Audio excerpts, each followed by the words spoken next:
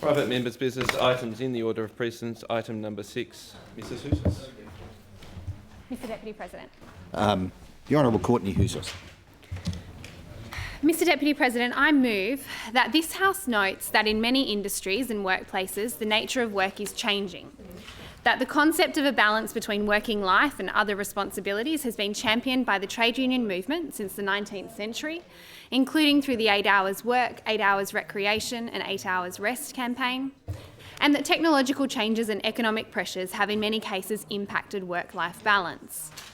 That this House recognises that flexible working arrangements assist workers over the course of their working lives, affirms its commitment to workplace flexibility as a key method of supporting parents, carers and families, attaining work-life balance and increasing productivity, and encourages both the public and private sectors to investigate and find opportunities and innovative solutions for flexible working arrangements. Mr Deputy President, in my inaugural speech, I spoke about the need for governments to focus on the issue of workplace flexibility.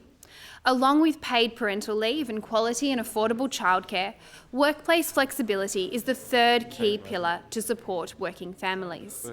However, the scope of workplace flexibility and its benefits are much broader than only working families. It is increasingly relevant for all workers. While the media has begun discussing the issue of work-life balance over the last decade or two, the concept of this balance has been championed since the 1800s by the labour movement. Simply captured, we must work to live, not live to work. Despite dramatic advances in technology, our workplaces have changed little since the Industrial Revolution, when workers were required to travel to their workplace, complete work alongside others for a specific number of hours, before returning home to their families.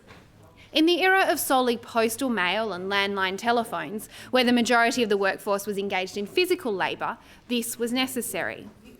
But while there has been a lot of talk about disruption technology and the way that it has changed how we communicate with each other, access information, and interact with the world around us, there has been little discussion about its impact on the structure of our workplaces. In the era of smartphones, laptops, and cloud computing, we no longer need to travel to one central location to receive communications, access information, and interact with customers or clients. However, close to 15% of Greater Sydney's jobs are still based in the 3 square kilometres between Circular Quay, Hyde Park, Central Station and Darling Harbour alone. The unnecessary strain this places on transport infrastructure and all the costs associated with our growing congestion issues manifests itself in dramatically less time with family and friends and fewer opportunities to engage meaningfully in the broader community. As the workplace increasingly intrudes upon our home life, where it has become routine to check emails as soon as we wake up and before we go to sleep, there has been remarkably little conversation about how new technology can be used to benefit workers in their personal lives.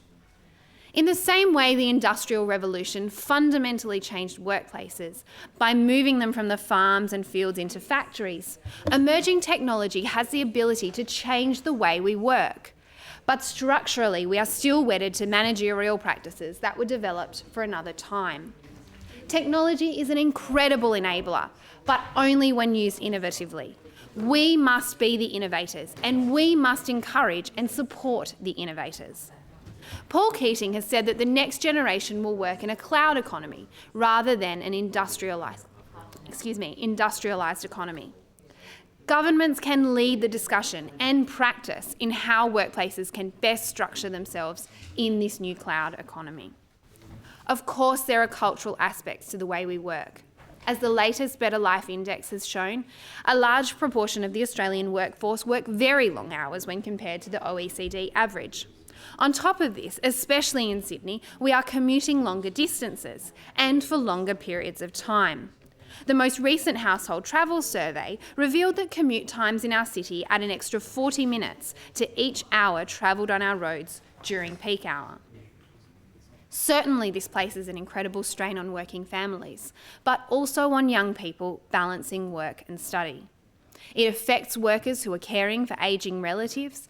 Indeed, it impacts on anyone anyone with commitments outside of the workplace. In an interview on ABC's Lateline, Richard Goyder, Managing Director of Wesfarmers, which employs over 200,000 people, acknowledged people who have got a family life that is fulfilling are much better employees as well. But there is a structural problem that exists. In spite of increased dual income families, the modern workplace is largely set up for a primary breadwinner and a primary caregiver, who perhaps works part-time, and it is still usually a woman. Given the biological requirement for women to bear children, one that I have been incredibly fortunate to experience, it generally becomes the natural default for the woman to be the primary caregiver. So discussions around workplace flexibility inevitably involve questions of women's participation in the workforce, especially in leadership positions. These discussions can sometimes neglect the considerable benefits for men as well. Studies consistently show that men would like to spend more time with their families and are being encouraged to play a more active role in family life than perhaps in the past. As more and more women continue with their careers after having children, policy solutions often centre on addressing the symptoms rather than the cause of the problem: workplace inflexibility. The Australian Financial Review noted this earlier this year when it said the inclusion of men is crucial if flexible working is to become mainstream and lose the taint of the mummy track.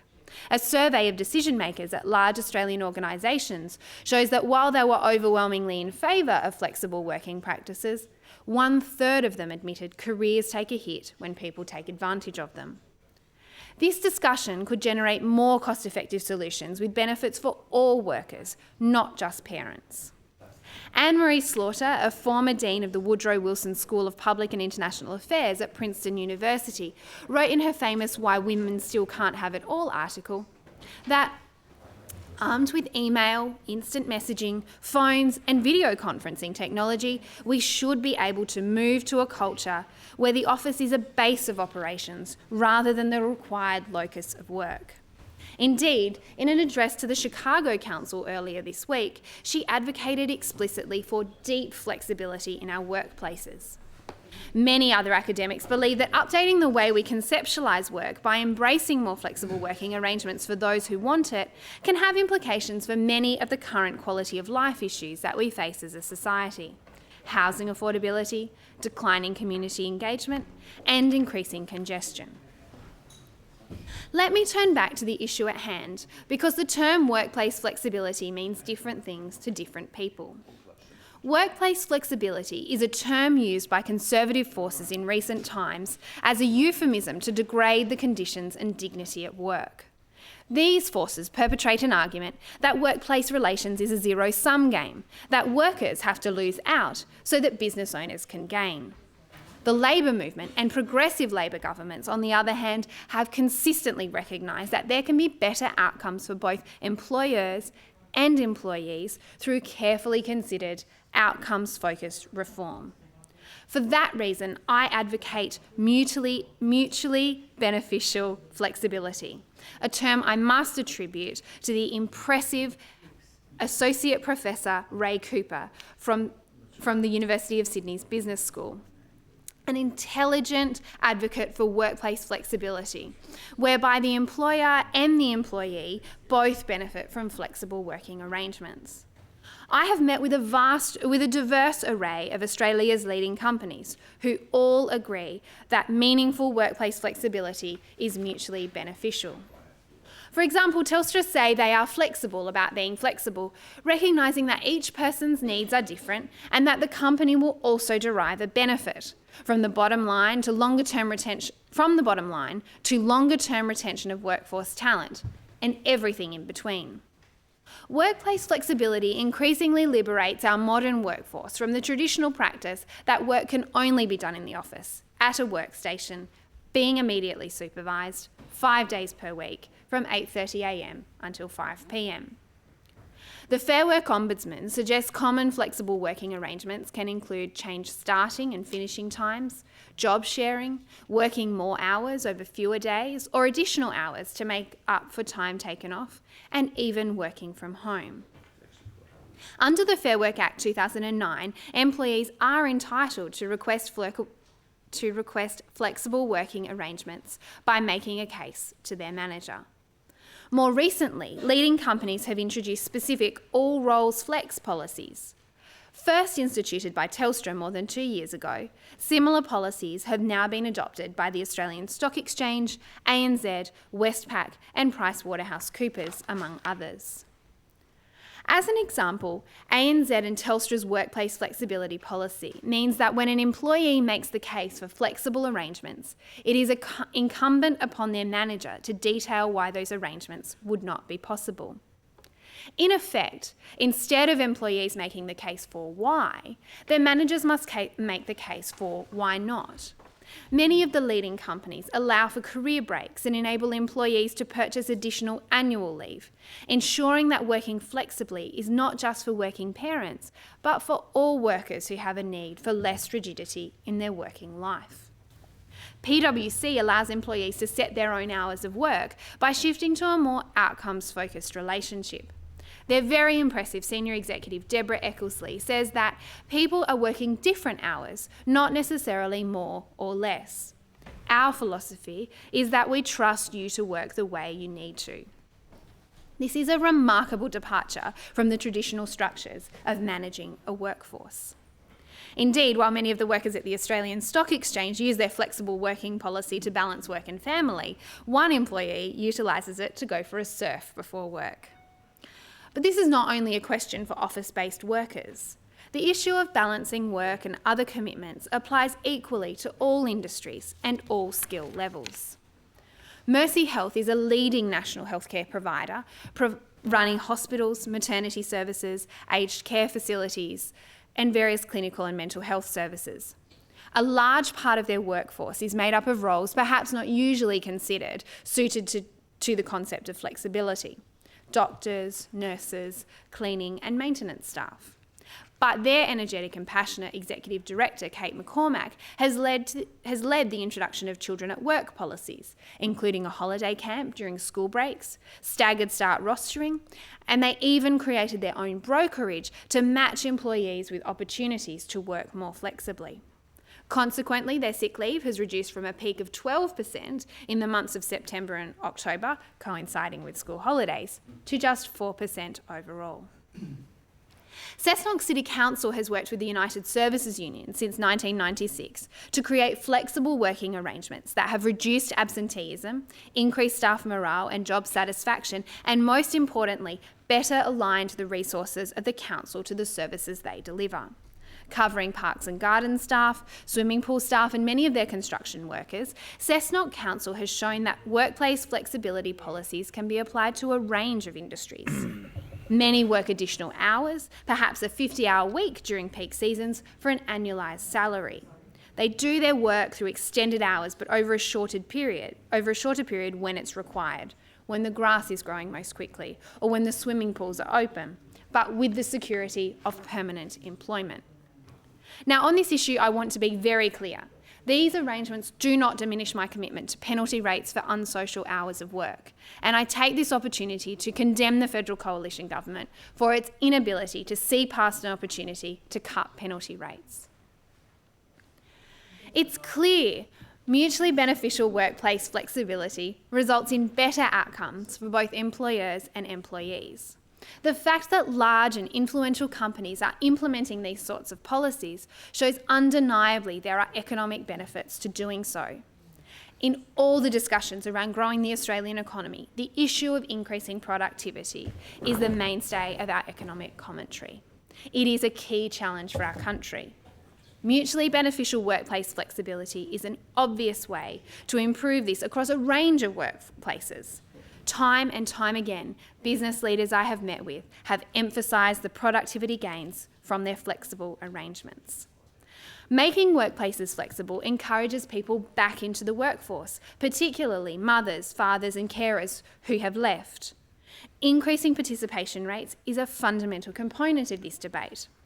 A recent Ernst & Young report entitled Untapped Opportunity details a disparity between men and women engaging in the Australian workforce. It noted that male participation is 14% higher than female participation in Australia. and that once women hit their mid-20s, their participation rate declines for the 2 decades following.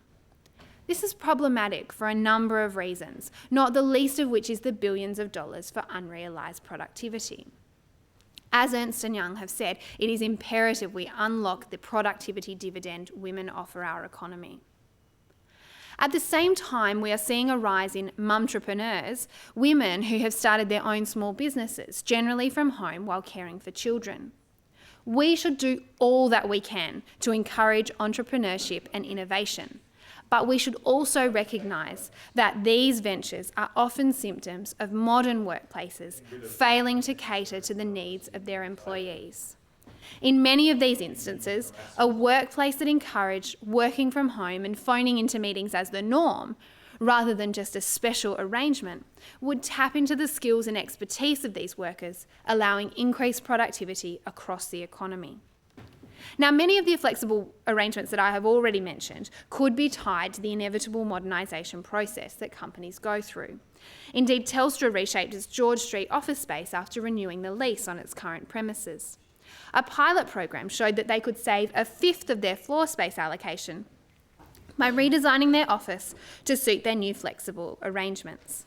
Rather than allocating a single workstation for all of their staff, workers carry out their work in one of a number of different environments, depending on the task at hand. Specific team environments, collaborative and creative spaces, focus areas, and of course spaces that connect with other offices around the country. Telstra reinvested the savings, allowing an extensive upgrade of their phone and video conferencing facilities. They have reported a more proactive work environment that encourages staff to fully plan their day at the outset, rather than simply reacting to what appears on their desk or in their inbox. More flexible working presents a multitude of opportunities for regional New South Wales as well. In a period where regional unemployment presents a real threat to the viability of many of our country towns, more flexible working arrangements present opportunities to grow and develop regional communities. A senior manager at Telstra lives in a regional centre in northern New South Wales and commutes to Sydney for several days a week, several times a month. Even with his senior role, Telstra recognises that with teleconferencing and remote access, the staff member doesn't necessarily need to be at a Sydney workstation 5 days a week. Indeed, I was consistently told that a culture of presenteeism at a managerial level is the biggest inhibitor to implementing flexible working arrangements. Improving productivity during commuting times is also an option when face-to-face time is required. Mamamia, the women's website, has taken a unique view on this issue, counting time commuting as time working. One worker travels from the Blue Mountains and, using mobile internet, completes work tasks in a quiet train carriage. This is just one illustration of an innovative policy that encourages productivity where before there was none. There can also be benefits in relation to workers' compensation liabilities when you consider the cumulative effect of fewer employees having to be present in an office environment that does not necessarily correlate with their ability to complete their work. Now, what can the government do to encourage greater mutually beneficial flexibility? It's a question that I and the Labor Party will continue to explore. The New South Wales Government could offer flexible working arrangements across its more than 400,000 employees across New South Wales. While these would look different for different employees, the principle itself could be adopted. In addition to improving efficiency and effectiveness, this would be an opportunity to encourage other private sector firms to adopt flexible measures. The New South Wales Government could also offer a brokerage platform for those seeking flexible options in the workforce, especially those wishing to vary their hours of work rather than the current ad hoc basis. The government could invest in commuter technology and investigate public transport design possibilities that would enable more productive commuting, including expanding Wi-Fi to trains and buses rather than just ferries, or at specific stations, a question that has been investigated by the government already without substantive action. But most importantly, we would need leadership from the very top to implement such changes. The Westpac CEO, Brian Hartzer, leads by example, purchasing additional annual leave each year to spend more time during the school holidays with his 6 children. Mr. Deputy President, the culture change I have spoken of today is not revolutionary and it is not new.